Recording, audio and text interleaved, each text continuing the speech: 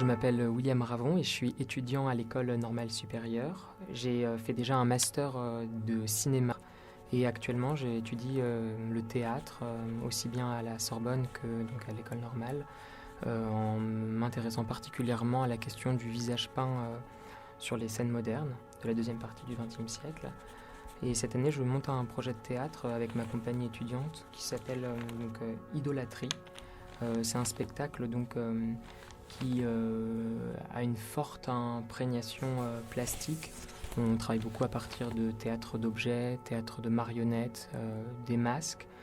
Et l'envie en fait initiale, ça a été la découverte d'un texte, celui donc de Confession d'un masque, un roman autobiographique de jeunesse d'un auteur japonais qui s'appelle Yukio Mishima. Et j'ai vraiment été très enthousiasmé par ce premier roman qui racontait les premiers instants érotiques d'un jeune qui est un peu dans une errance individuelle, intime, avec son identité, son orientation sexuelle.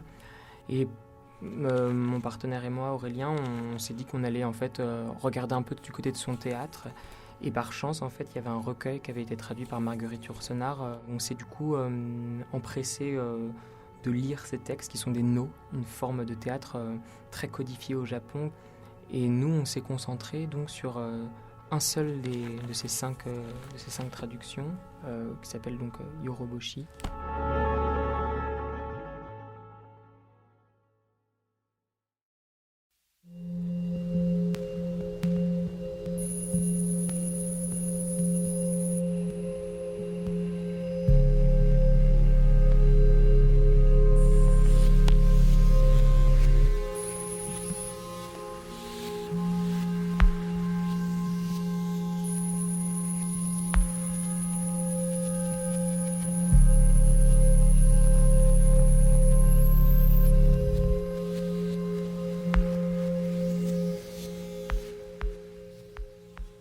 Le spectacle Idolâtrie se concentre donc sur une intrigue assez courte et assez brève qui nous donne l'occasion de déployer tout un ensemble de procédés plastiques au tournage.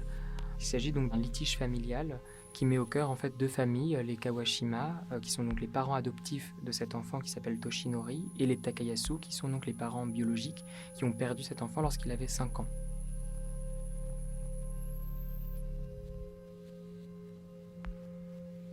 La juge Shinako, elle est donc sommée de départager laquelle des deux familles obtiendra donc la garde exclusive de cet enfant qui désormais a 20 ans, donc qui en fait n'est plus vraiment un enfant.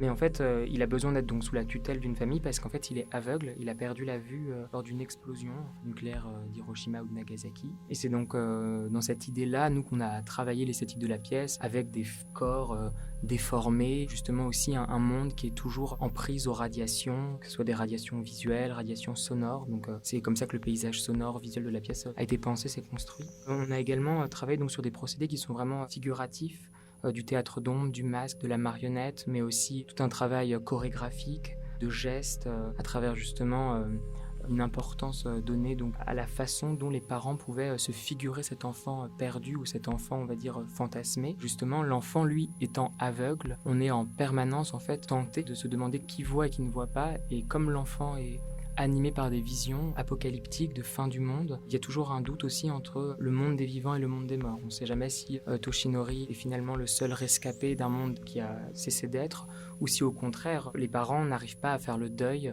d'un enfant qui en fait est mort et qu'ils font vivre dans leur mémoire.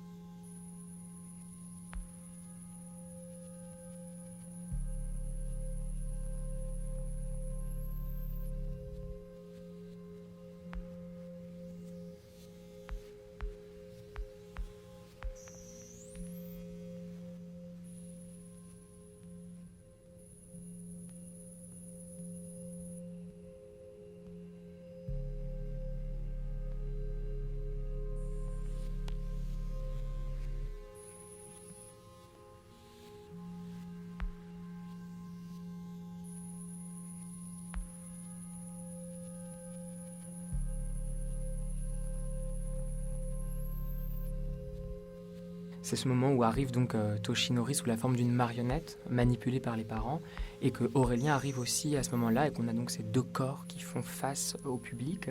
Le corps en fait vivant d'Aurélien qui est donc l'acteur qui joue Toshinori dans ce costume inspiré d'un matador, figure à la fois sadique mais en même temps charismatique.